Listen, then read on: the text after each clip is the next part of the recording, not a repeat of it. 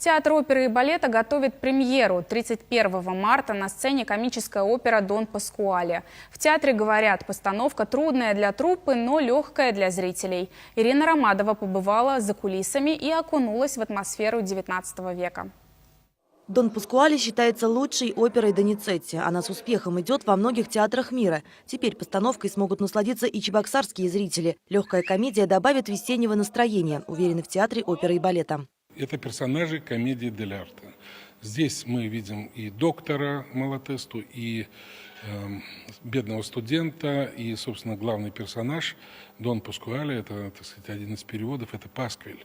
То есть это злобный, желчный старик, который собирается жениться на молодой девушке, и что из этого потом получается, не всегда здорово. За рубежом как-то, мне кажется, немножечко, чуть-чуть нет остроты. Вот, остроты момента, обстоятельств там, и так далее.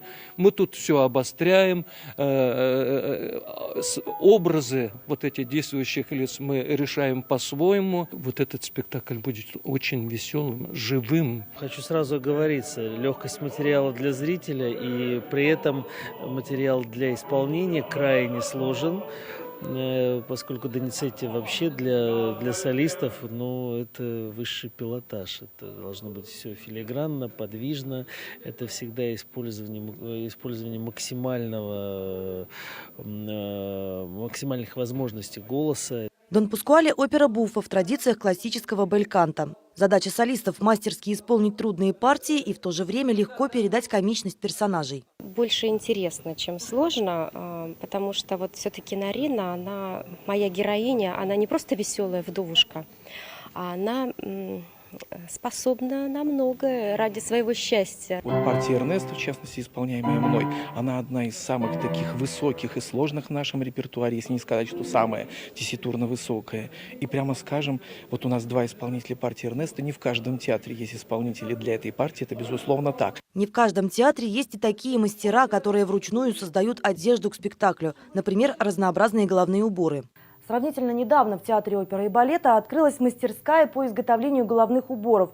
И если раньше все это приходилось заказывать где-то на стороне, то теперь все от простого чепчика до самой красивой шляпки изготовляется руками местных мастериц, которые обещают, что на премьере оперы «Дон Паскуале» ни один персонаж на сцене не останется без головного убора.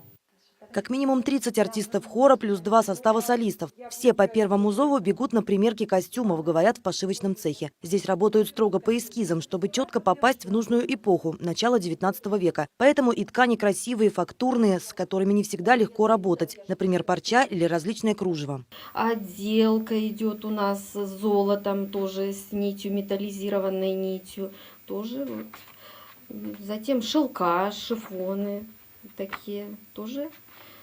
Ткани не из легких, скажем так. Затем детали такие сложные, драпировки идут, которые нужно уложить, там, в общем-то, чтобы это было красиво и сочеталось с эпохой. Уже готовы интерьерные декорации к спектаклю, а вот итальянский парк с заросшими клумбами и виноградной лозой еще в процессе создания. Золотом и серебром художницы стараются передать отблески луны, легкую дымку и волшебство ночи. Спектакль обещает стать одним из самых популярных у публики. Ирина Ромадова, Никита Углев. Вести Чебоксары.